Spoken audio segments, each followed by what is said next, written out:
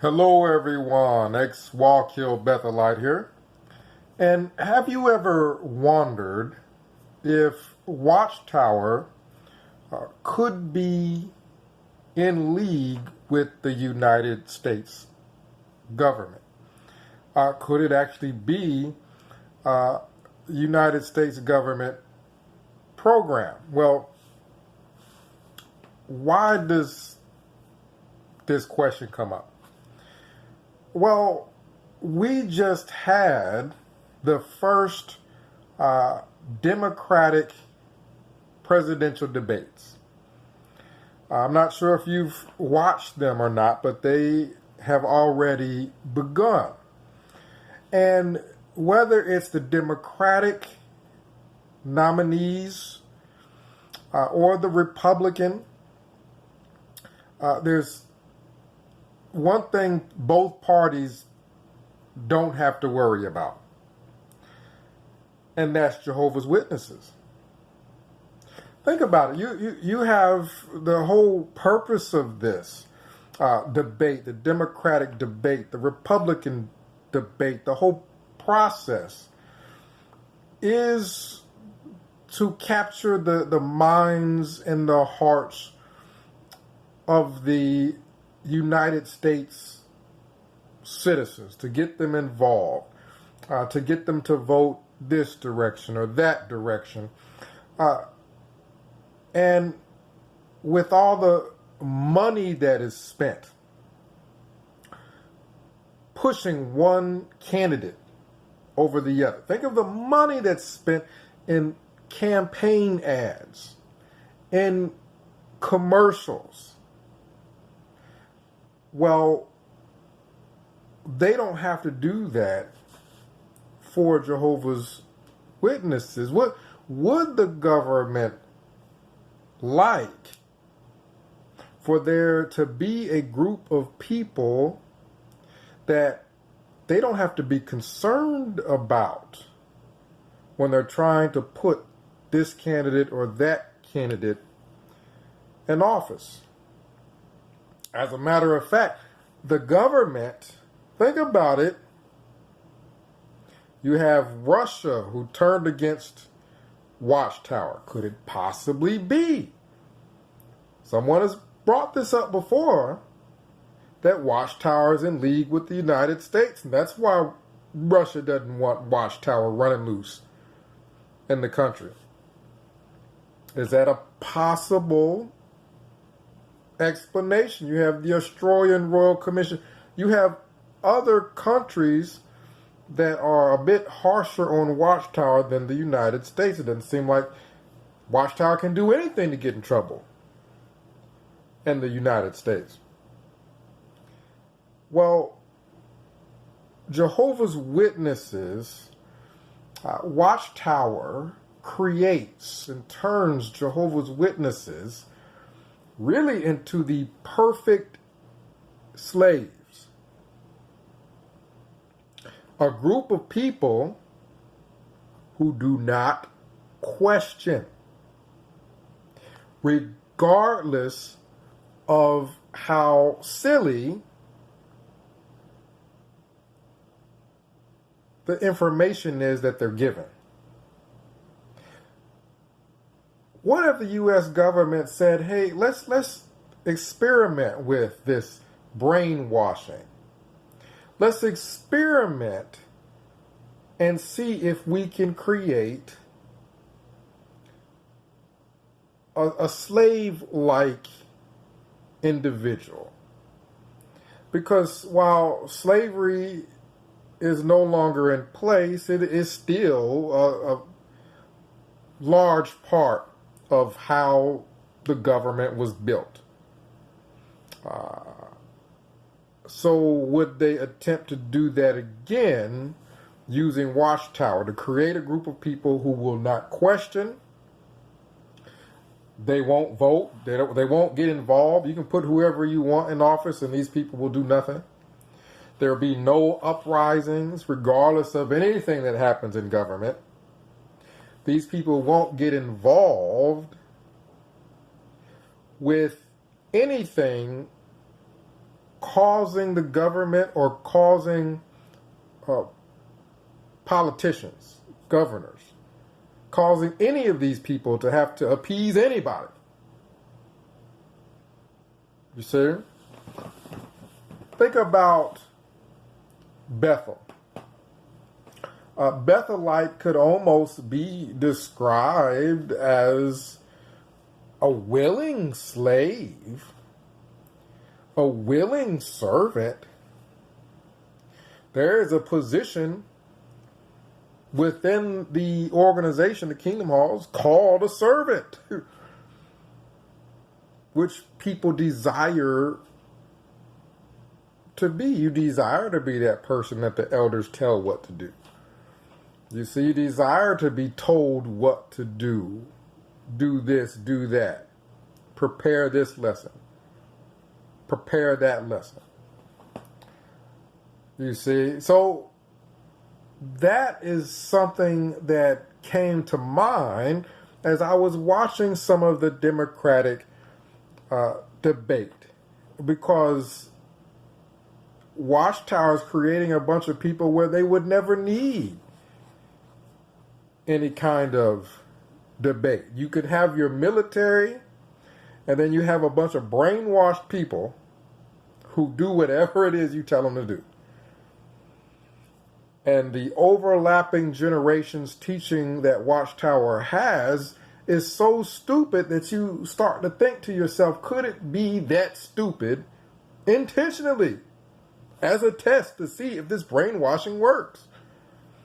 To see if people will literally believe anything regardless of how foolish it is after they have been brainwashed for a period of time. If this was a government experiment, the experiment would have been a success. And again, you could use any Jehovah's Witness for the most part. If Watchtower tells them to stand next to a cart, they're going to stand next to a cart. If Watchtower tells them to sacrifice their lives so that they don't receive certain medical treatments, they're going to do it. Complete obedience. Complete obedience, and they won't turn away even in the face of their own family, their own relatives being taken away. Let's see how far we could go with this, I could see someone saying. And let's see if we can get these people to cut off their own relatives, cut off their own families. And it works. The brainwashing works. And, you know, I've listened to, talking about the perfect slaves, I've listened to Bethelites, and as strict and regimented and as broke as a lot of us were, you'll hear things like, you know, it wasn't really that bad, and you know, I really quite enjoyed myself there at Bethel. My room may have been super small, and I had a roommate pretty much right in my face the whole time, but we had a nice view out the window. You know, that's one of those things that a slave would do. You know what I mean? Get treated any kind of way, give them a piece of cornbread. Oh, well, yeah, we got treated pretty bad, but that piece of cornbread was mighty fine. Samuel Hurd, in his article where he gives his life experience, sounded like the perfect slave, because, you know, Samuel Hurd is older, so it goes back into those times, and he's talking about how in that article, he actually does state that he's working for these, I believe, white people, and they would have him doing work outside, and when it was time for him to eat, they kept his wife inside the house so she could eat inside the house, where he had to eat in the garage. And he sat and he said in that article, all these were nice people, and it wasn't that bad eating in the garage.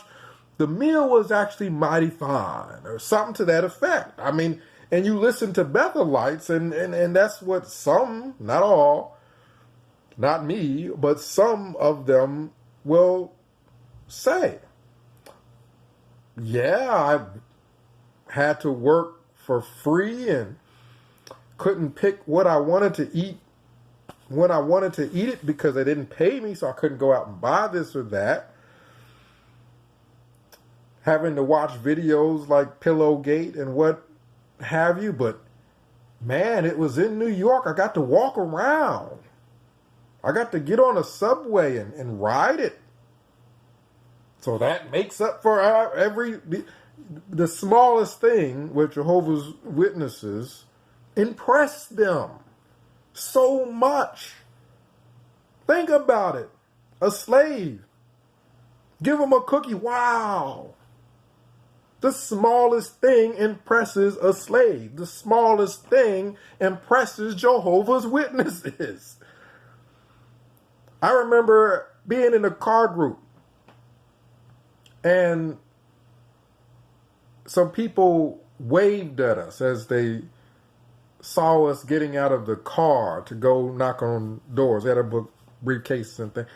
And the people that were with me were so elated that people knew that they were Jehovah's Witnesses. That they knew that they weren't taking the literature or anything. They just knew that they were Jehovah's Witnesses. Wow, it made their day. That small little thing made their day. And I remember the jokes that would be on television about, knocking like a Jehovah Witness, or you watch TV and somebody comes to the door on the television while you're watching the show. In the show, somebody comes to the door and they say, I hope that ain't them Jehovah Witnesses. And then Jehovah's Witnesses, wow, they know who we are. Wow, the smallest little thing impresses a slave. The smallest little thing impresses a Jehovah's Witness. A slave will listen to her master, regardless of that person's qualifications, regardless of who this person is. They're not going to check their qualification. The slave isn't going to check the master's qualifications to see if they're actually qualified to be telling the slave what to do. You say jump, the slave says how high. Jehovah's Witnesses are not checking the qualifications of anybody Watchtower puts in place, whether it's governing body, whether it's elder, whether it's circuit overseer, whoever Watchtower puts in place to tell that Jehovah's Witness what to do, it's how high. They're not questioning anything. You see? Slaves, you turn one against the you don't want any uprisings, so you turn one against the other. If one starts talking against the master, you want the others to be so scared they turn them in. They'll turn them in. They'll turn against the person speaking to the slave's betterment against the master's treatment of the slave. Other slaves going to turn on that guy. Like we going to side with this person treating us bad, and we going to go against anybody saying anything bad against the master. Jehovah's Witnesses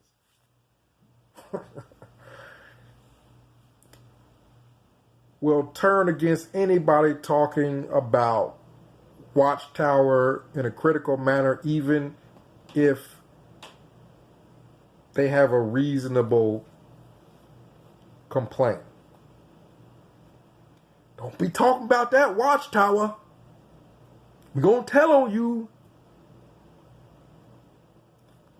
If there is a modern slave, it would be Jehovah's Witnesses. Not excluding other religious groups, because there are other cults. However, Jehovah's Witnesses seem to be more brainwashed than your average cult member. It takes a lot to wake up someone who is a Jehovah's Witness. So you think about the personality type that Watchtower pursues. Watchtower is pursuing people who have a recessive